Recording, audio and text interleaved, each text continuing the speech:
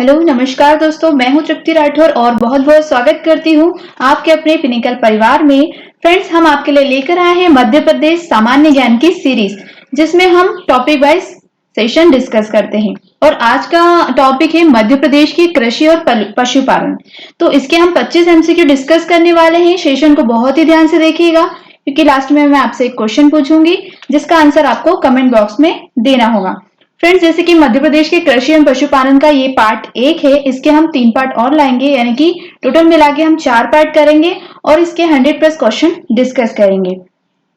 और अगर आप इस चैनल पर नए हैं तो हमारे चैनल को सब्सक्राइब करें, बेल आइकन पर क्लिक करें, ताकि हमारी जो नोटिफिकेशन है वो आपके पास सबसे पहले पहुंच जाए। तो चलिए देखते हैं, शुरू करते हैं आज का पहला क्वेश्चन।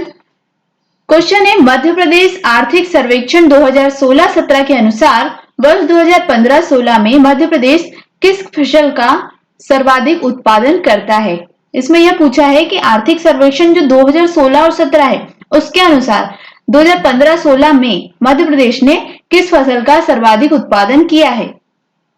तो फ्रेंड्स, इसका आंसर है सोयाबीन, यानी मध्य प्रदेश ने सोयाबीन का सबसे ज्यादा उत्पादन किया है। फ्रेंड्स, वैसे भी मैं आपको बता दूं कि सोयाबीन मध्य प्रदेश को सोया स्टेट के नाम से भी जानते हैं और हमारे यहाँ सोयाबीन ही बहुत ज्यादा होती है और इसका आंसर भी सोयाबीन है। चलते हैं नेक्स्ट पे। आर्थिक सर्वेक्षण 2016-17 के अनुसार मध्य प्रदेश का सकल राज्य घरेलू उत्पाद स्थिर भावों पर वर्ष 2016-17 में कितना रहा है। अब इसमें पूछा है कि आर्थिक सर्वेक्षण जो 2016 और 17 है, उसके अनुसार सकल राज्य घरेलू उत्पाद स्थिर भावों पर वर्ष 2016-17 में कितना रहा है। 12.21%, 17.74%, 20.42% या 7.97%। तो इसका आंसर है 12.21%। चलते नेक्स्ट पे। वर्ष 2016-17 में मध्य प्रदेश में प्रचलित भावों के आधार पर मध्य प्रदेश राज्य की प्रति व्यक्ति आय कितनी है। अब इसमें पूछा है कि वर्ष 2016-17 में प्रचलित जो भाव है, उनके आधार पर मध्य प्रदेश राज्य की प्रति व्यक्ति आय कितनी है। तो इसका आंसर आता है बी, यानी कि 72,599 रुपए जो है मध्य प्रदेश की प्रति व्यक्ति आय है। चलते नेक्स्ट पे। वर्ष 2016-17 में मध्य प्रदेश की जीडीपी में प्राथमिक क्षेत्र का योगदान प्रचलित भावों के आधार पर रहा। अब इसमें बताना है कि जीडीपी में प्राथमिक क्षेत्र का जो योगदान है वो प्रचलित भावों मतलब कितने परसेंट के भावों पर इसका आधार रहा है। तो फ्रेंड्स, इसका आंसर है 41.43%। फ्रेंड्स, इसमें डिफाइन करने वाली कोई बात ही नहीं है। इसका जो क्वेश्चन है उसका नॉर्मल एक आंसर है, इसमें हम और कुछ डिस्क्राइब में कर भी नहीं सकते हैं, तो सिर्फ आंसर देखेंगे 41.43%। चलते नेक्स्ट पे। वर्ष 2016-17 में मध्य प्रदेश कृषि क्षेत्र की विकास दर आंकी गई। मतलब वर्ष 2016-17 में मध्य प्रदेश की कृषि क्षेत्र की विकास दर कितनी आंकी गई है, यानी कि कृषि के क्षेत्रफल में कृषि के क्षेत्र में मध्य प्रदेश ने कितना विकास किया है। तो इसका आंसर है 25.81%, जो कि देश में सर्वाधिक है, जो कि हमारे भारत देश में सर्वाधिक है। मध्य प्रदेश की कृषि विकास दर 25.81%, यानी कि 25.81%। चलते नेक्स्ट पे। मध्य प्रदेश आर्थिक सर्वेक्षण रिपोर्ट 2015-16 के अनुसार राज्य की अर्थव्यवस्था सकल घरेलू उत्पाद में कृषि क्षेत्र, पशुपालन सहित का योगदान कितना है। अब क्वेश्चन को ध्यान से पढ़िएगा। जैसे कि मध्य प्रदेश आर्थिक सर्वेक्षण रिपोर्ट 2015-16, अब 2015 और 16 की बात है, उनके अनुसार राज्य की अर्थव्यवस्था में यानी कि सकल घरेलू का पूछा है, कोष्टक में दिया हुआ सकल घरेलू उत्पाद में, तो राज्य की अर्थव्यवस्था में कृषि क्षेत्र यानी कि पशुपालन को भी मिला के, तो राज्य की अर्थव्यवस्था में कृषि क्षेत्र का योगदान कितना रहा है। तो इसका आंसर है 26.23%। जो कृषि क्षेत्र का योगदान है उसका 26.23% कृषि का ही रहा है, यानी कि कृषि के क्षेत्र में अर्थव्यवस्था में 26.23% का योगदान रहा है। चलते हैं नेक्स्ट पे। केंद्रीय सांख्यिकी संगठन द्वारा जारी वर्ष 2013-14 में अग्रिम अनुमानों के अनुसार मध्य प्रदेश की कृषि विकास दर कितनी है। कितनी प्रतिशत है। अब 2013 और 14 के अग्रिम अनुमानों के अनुसार मध्य प्रदेश की कृषि विकास दर पूछी है, तो इसका आंसर आता है 24.99% और इसके पहले था 26.23% जो कि 2015 और 16 का था, और ये है 2013 और 14 का। चलते हैं नेक्स्ट पे।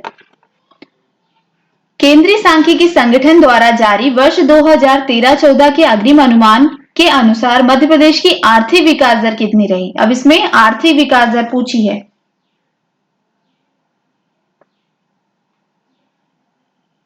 तो इसका आंसर आता है फ्रेंड्स 11.08। फ्रेंड्स ये अनुपात गलत हो गया, 11.08% है। चलते नेक्स्ट पे। मध्य प्रदेश आर्थिक सर्वेक्षण रिपोर्ट 2014-15 के अनुसार राज्य की अर्थव्यवस्था में कृषि क्षेत्र का योगदान कितना है। अब 2014-15 के अनुसार राज्य की अर्थव्यवस्था में, हमारी जो अर्थव्यवस्था है उसमें कृषि क्षेत्र का योगदान कितना है, तो ये प्रतिशत में बताना है 24.17%। फ्रेंड्स ये बहुत ही इंपॉर्टेंट है क्योंकि यही आते हैं और हम इसमें कंफ्यूज हो जाते हैं कि इसका आंसर क्या होना चाहिए। तो इसके सटीक आंसर आप याद कर लेगा। 2018-19 जो भी अभी 2014-15 का पूछा है, बहुत पुराना भी पूछ लेते हैं एमपी में, इसलिए हम एमपी के थोड़े से पुराने क्वेश्चन ही लेकर आए हैं, तो आप बहुत ही ध्यान से देखिएगा। चलते हैं नेक्स्ट पे। वर्ष 2012 और 13 में मध्य प्रदेश में कुल खाद्यान्न उत्पाद कितना रहा, यानी खाद्यान्न उत्पाद जो कृषि में उगाते हैं खाद्यान्न, उसका उत्पाद कितना रहा। तो इसका आंसर है 276.20 लाख मीट्रिक टन, यानी कि 276.2 लाख मीट्रिक टन प्रदेश में खाद्यान्न उत्पाद रहा। अब नेक्स्ट देखते हैं। केंद्रीय सांख्यिकी संगठन द्वारा जारी अनुमानों के अनुसार वर्ष 2012-13 में मध्य प्रदेश की विकास दर कितनी रही है। अब सांख्यिकी संगठन है, केंद्रीय सांख्यिकी यानी कि सेंट्रल सांख्यिकी की बात हो रही है, यानी कि भारत के लेवल पे बात हो रही है। केंद्रीय सांख्यिकी संगठन द्वारा जारी अनुमानों के अनुसार, फ्रेंड्स हम अभी जो सारे क्वेश्चन है हम पूरे भारत की बात कर रहे हैं, उसमें मध्य प्रदेश का भी पूछा गया है, तो ध्यान से देखिएगा। केंद्रीय सांख्यिकी संगठन द्वारा जारी अनुमानों के अनुसार वर्ष 2012-13 में मध्य प्रदेश की विकास दर कितनी रही है, तो इसका आंसर आता है 10.02%। मध्य प्रदेश की विकास दर जो है वो 10.02% रही है, और इस मामले में मध्य प्रदेश ने बिहार को पीछे छोड़ दिया है। अब चलते हैं नेक्स्ट पे। मध्य प्रदेश में समग्र कृषि उत्पादन वर्ष 2011-12 में कितना हुआ। मध्य प्रदेश में समग्र कृषि उत्पादन वर्ष 2011-12 में कितना हुआ, कृषि का उत्पादन पूछा है, तो इसका आंसर आता है सी, यानी कि 302.12 लाख मीट्रिक टन। चलते नेक्स्ट पे। मध्य प्रदेश में कुल कृषि योग्य भूमि का प्रतिशत कितना है। अब इसमें पूछा है कि मध्य प्रदेश में जो भूमि है उसमें कृषि योग्य भूमि कितनी है। जैसे कि हम पूछते हैं कि पूरे भारत में या पूरे विश्व में पानी है, उसमें पीने योग्य कितने हैं, तो ऐसा ही इसमें पूछा है कि मध्य प्रदेश में कुल कृषि योग्य भूमि कितनी है, क्योंकि बहुत सी भूमि जो है वो बंजर है, कहीं पर पर्वत है, पठार है, जो भी है, पर इसमें पूछा है कृषि योग्य भूमि कितनी है, तो इसका आंसर है 50%। फ्रेंड्स 50% जो भूमि है वहां पर हम कृषि कर सकते हैं। और फ्रेंड्स मैं आपको बता दूं कि मध्य प्रदेश कृषि की दृष्टि से एक पिछड़ा राज्य है, जिसकी लगभग जो कि है 50% भूमि कृषि योग्य है। इसमें 43% भूमि एक फसली कृषि के अंतर्गत तथा 70% भूमि द्विफसली कृषि भूमि के अंतर्गत शामिल है। चलते हैं नेक्स्ट पे। मध्य प्रदेश की फसलों में किसका रकबा ज्यादा है।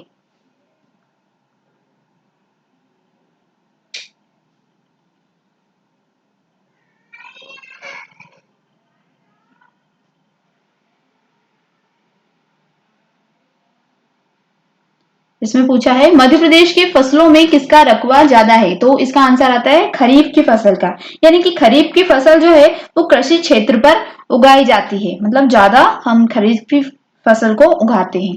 चलते हैं नेक्स्ट पे। मध्य प्रदेश में निम्न जिला समूह ज्वार का क्षेत्र कहलाता है, तो इसका आंसर आता है गुना, शिवपुरी और श्योपुर। मध्य प्रदेश का निम्न में से पूछा है कि कौन सा जिला समूह जो है वो ज्वार का क्षेत्र कहलाता है। तो इसका आंसर आता है गुना, शिवपुरी और श्योपुर, ये तीनों जो है वो ज्वार के क्षेत्र है। फ्रेंड्स, मध्य प्रदेश को 7 कृषि क्षेत्रों में बांटा गया है। इनमें गुना, शिवपुरी, श्योपुर ये ज्वार प्रदेश है, जबकि पन्ना, टीकमगढ़ और रीवा जो ए ऑप्शन में है वो गेहूं के लिए है, गेहूं और ज्वार दोनों के लिए है। और उज्जैन, मंदसौर, शाजापुर ये कपास और गेहूं का क्षेत्र है। और छिंदवाड़ा, बैतूल, सिवनी जिले ये जो है वो चावल, कपास, ज्वार के क्षेत्र है। इसमें स्पेशली पूछा था कि ज्वार का क्षेत्र कौन सा है, तो गुना, शिवपुरी और श्योपुर, यहाँ पे ज्वार ज्यादा उगाई जाती है। चलते नेक्स्ट पर, मध्य प्रदेश का कौन सा भाग चावल क्षेत्र कहलाता है? मध्य प्रदेश का कौन सा भाग चावल क्षेत्र कहलाता है? तो इसका आंसर आता है पूर्वी तथा दक्षिण पूर्वी क्षेत्र। फ्रेंड्स, मध्य प्रदेश में मुख्य रूप से चावल का प्रदेश पूर्वी तथा दक्षिण पूर्वी प्रदेश कहलाता है। अब इसमें बताऊं, इसके अंतर्गत सीधी, शहडोल, बालाघाट, मंडला, जबलपुर ये सारे जिले शामिल हैं। एक बार फिर से बोल देती हूँ, सीधी, शहडोल, बालाघाट, मंडला, जबलपुर ये सारे जिले जो हैं वो इसके अंतर्गत ही आते हैं, पूर्वी और दक्षिण पूर्वी क्षेत्र। चलते नेक्स्ट पे, मध्य प्रदेश का यह क्षेत्र चावल और कपास का क्षेत्र कहलाता है। चावल और कपास का पूछा है, अभी हमने सिर्फ चावल का बताया था, इसके बाद आता है चावल और कपास का क्षेत्र। तो इसका आंसर आता है खंडवा। फ्रेंड्स, इसका आंसर आता है खंडवा। नेक्स्ट देखते हैं, मध्य प्रदेश का निम्न फसलों के उत्पाद में प्रथम स्थान है। मध्य प्रदेश का निम्न फसलों के स्थान में प्रथम स्थान है। तो जैसे कि आपको पता ही होगा, सोयाबीन, दलहन और अलसी ये उपरोक्त सभी में है। मध्य प्रदेश का प्रथम स्थान इन तीनों में है, जैसे कि सोयाबीन, दलहन और अलसी। और फ्रेंड्स, मध्य प्रदेश का निम्न फसलों के उत्पादन में भी देश का प्रथम स्थान है, जैसे कि सोयाबीन, अफीम, चना, दलहन, अलसी। और जबकि तिलहन, ज्वार, तुअर के उत्पादन में प्रदेश का दूसरा स्थान है। अब हमने प्रदेश के दूसरे नंबर पे आने वाले जो फसल है उनको भी देख लिया है, जैसे कि तिलहन, ज्वार और तुअर, इनके उत्पादन में प्रदेश का देश में दूसरा स्थान है। जबकि सोयाबीन, अफीम, चना, दलहन, अलसी इनमें प्रथम स्थान है देश में मध्य प्रदेश का। अब चलते हैं नेक्स्ट पे, मध्य प्रदेश में अलसी के मुख्य उत्पादक जिले हैं। अलसी बहुत लोग जानते होंगे, अलसी बहुत लोग नहीं भी जानते होंगे। तो अलसी के मुख्य उत्पादन जिले कौन कौन से हैं ये बताना है। तो इसका आंसर आता है बालाघाट और रीवा। फ्रेंड्स, मध्य प्रदेश के बालाघाट और रीवा जिले अलसी के मुख्य उत्पादक जिले हैं। और जैसे कि बात करें ऑप्शन ए में जो है भिंड और मुरैना ये सरसों के हैं। और ऑप्शन बी में है छतरपुर और होशंगाबाद, ये तिल के लिए है। और खंडवा और खरगोन जो ऑप्शन सी में है वो कपास के मुख्य उत्पादक जिले हैं। चलते हैं नेक्स्ट पे, कौन सा जिला समूह मध्य प्रदेश में सर्वाधिक सरसों का उत्पादन करता है? सर्वाधिक सरसों का उत्पादन कौन सा जिला समूह करता है? तो इसका आंसर आता है भिंड और मुरैना। फ्रेंड्स, मध्य प्रदेश के भिंड, मुरैना और श्योपुर सरसों के मुख्य उत्पादक जिले हैं। जबकि खरगोन, खंडवा ये हमने पहले भी पढ़ चुके हैं कि कपास का है। और सीहोर और भोपाल जो है वो सोयाबीन के मुख्य उत्पादक जिलों के स्थान में आते हैं। अब चलते हैं नेक्स्ट। फ्रेंड्स, बी ऑप्शन में बस्तर और रायपुर वो हमारे एमपी में नहीं आते, वो छत्तीसगढ़ में आते हैं। चलते नेक्स्ट पे, भारत में सोयाबीन का अग्रणी उत्पादक राज्य कौन सा है? यानी सोयाबीन में सबसे उत्पादन, वैसे भी हमारे मध्य प्रदेश को सोया स्टेट बोलते हैं, तो इसका आंसर आएगा मध्य प्रदेश। चलते हैं नेक्स्ट पे। फ्रेंड्स, आपको बता दूं कि जो सोयाबीन का जो अग्रणी स्थान है मध्य प्रदेश, वहां पर देश की लगभग 60% सोयाबीन का उत्पादन होता है। यानी कि अकेले मध्य प्रदेश में पूरे सोयाबीन का 60% मध्य प्रदेश में ही होता है। अब चलते नेक्स्ट पे, मध्य प्रदेश में खेसरी दाल पर प्रतिबंध है क्योंकि इसका कुप्रभाव पड़ता है। फ्रेंड्स, खेसरी एक दाल है, लेथाइरस सेटाइवस इसका साइंटिफिक नाम है, उस पर प्रतिबंध है। तो क्यों है इसका प्रतिबंध? क्या कुप्रभाव है इसके? दृष्टि, श्रवण क्षमता, रक्त, निचले अंगों का संचालन। इसका आंसर देखते हैं तो निचले अंगों का संचालन। फ्रेंड्स, ये दाल जो है उस पर प्रतिबंध इसलिए लगाया है क्योंकि इसका प्रभाव निचले अंगों के संचालन पर पड़ता है। जैसे कि लकवा का डर हो जाता है, ऐसे कोई से भी अगर आप ये दाल खाते हैं तो इसमें निचले अंगों का संचालन बंद हो जाएगा या धीरे धीरे चलेगा, जैसे लकवा हो जाना, मिर्गी आ जाना, ये सब इसलिए इस दाल पर प्रतिबंध लगाया गया है। चलते नेक्स्ट पे। निम्नलिखित में किन जिलों को कपास की खेती के कारण सफेद सोने का क्षेत्र कहते हैं? निम्नलिखित में से किन जिलों को कपास की खेती के कारण सफेद सोने का क्षेत्र कहते हैं? रतलाम, खंडवा, खंडवा खरगोन, उज्जैन, शाजापुर, धारिया, झाबुआ। तो इसका आंसर है बी, खंडवा खरगोन। फ्रेंड्स, इसका हम पहले भी डिस्कस कर चुके हैं। तो मध्य प्रदेश में कपास के मुख्य उत्पादक जिले खंडवा और खरगोन है। कपास को सफेद सोना कहा जाता है, इसलिए इसके उत्पादित क्षेत्र को सफेद सोने का क्षेत्र कहा जाता है।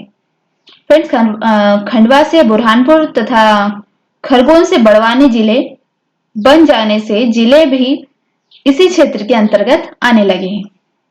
अब चलते हैं नेक्स्ट पे। मध्य प्रदेश के किस जिले में गांजा उगाया जाता है? गांजा, ये भी बहुत इजी क्वेश्चन है, तो इसका आंसर है खंडवा। फ्रेंड्स, गांजा जो है खंडवा में मुख्य रूप से उगाया जाता है। खंडवा जिले के बड़गांव और गुजर जामुली मुख्य गांजा उत्पादक क्षेत्र है। गांजे से चरस बनाई जाती है, जबकि जो मंदसौर है वहां पर अफीम उगाई जाती है। मंदसौर में अफीम उगाई जाती है, गांजा का उत्पादन खंडवा में होता है। बहुत लोग कंफ्यूज होते हैं, तो इसका आंसर है खंडवा। चलते हैं नेक्स्ट पे। तो फ्रेंड्स, ये था आज का सेशन। अब आता है क्वेश्चन ऑफ द डे। तो मध्य प्रदेश के कौन से जिले में अफीम बोई जाती है? तो फ्रेंड्स, अगर आपने इस सेशन को बहुत ही ध्यान से देखा होगा तो इसका आंसर भी आपको मिल ही गया होगा। तो इसका आंसर आप कमेंट बॉक्स में दीजिए, और आंसर से जुड़ी अगर कोई एक्स्ट्रा जानकारी आपके पास हो तो वो भी कमेंट बॉक्स में मेंशन करें। तो फ्रेंड्स, सेशन कैसा लगा? अच्छा लगा हो तो लाइक एंड शेयर जरूर करें, और आशा करती हूँ अच्छा ही लगा होगा। मिलते हैं अगले सेशन में, तब तक के लिए गुड बाय, टेक केयर, अपना और अपनों का ध्यान रखें। धन्यवाद।